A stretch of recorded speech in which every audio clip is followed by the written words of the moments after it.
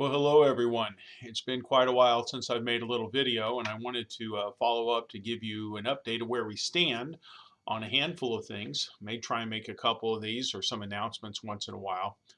First of all, I have been responding to posts occasionally, sometimes early in the week, sometimes later.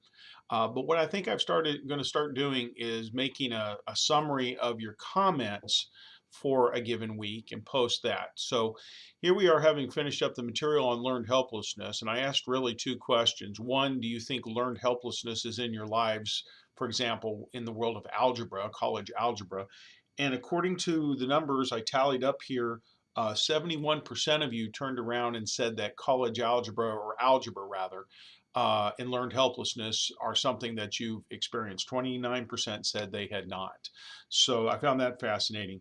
The second question was a little bit more direct, and that was the one on learned helplessness and domestic violence. A whopping 96% of you believe that's very, very possible that that kind of stuff can happen. 4% wasn't convinced.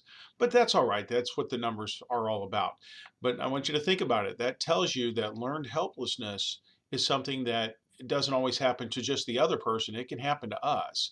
And if you try and fail and try and fail and try and fail, a lot of times you stop trying, and that can occur. I'd be a liar if I said that I haven't experienced learned helplessness at times in my life as well.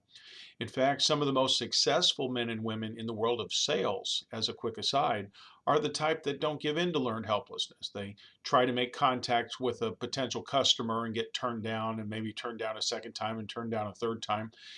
I talked to a vice president once of marketing, and he told me that he would call a customer 5, 6, 7, 8 times before sometimes they would finally give in. And that's far beyond what most people would do. So, don't let that learned helplessness influence you. The next thing I want to talk about is the midterm. We're sort of in a bind because basically we have this week and next week, and then we're on spring break. And the one thing I don't want to do is to do the midterm exam, all right after spring break. That's no fun. People have enjoyed their week off. They've not spent it studying. I understand. So what I will do is I will put the midterm, probably post it next week, and the midterm will be over chapters 1 through 7.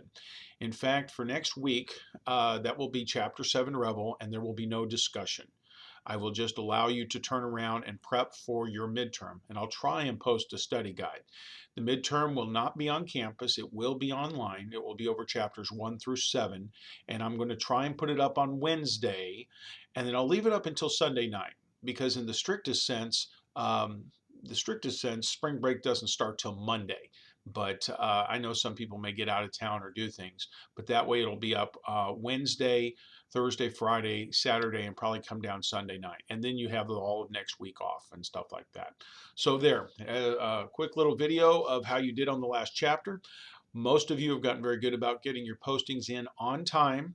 I am still getting people that will not post their initial posting on Friday night. That is the deadline. I got people still posting on Sunday afternoon, and they're doing it all, and they're losing points. And a few of you are not even posting responses. You're losing points, okay? Remember, Friday night deadline for the initial posting, a minimum of 2 responses by Sunday. If you get it all done earlier in the week, that's great. Keep an eye out for people that may ask you questions, so check back in at least once or twice to answer a question, and stay on top of it. To me, this is a no-brainer. It's not that hard. All right, folks, that's enough for now. Keep up the great work.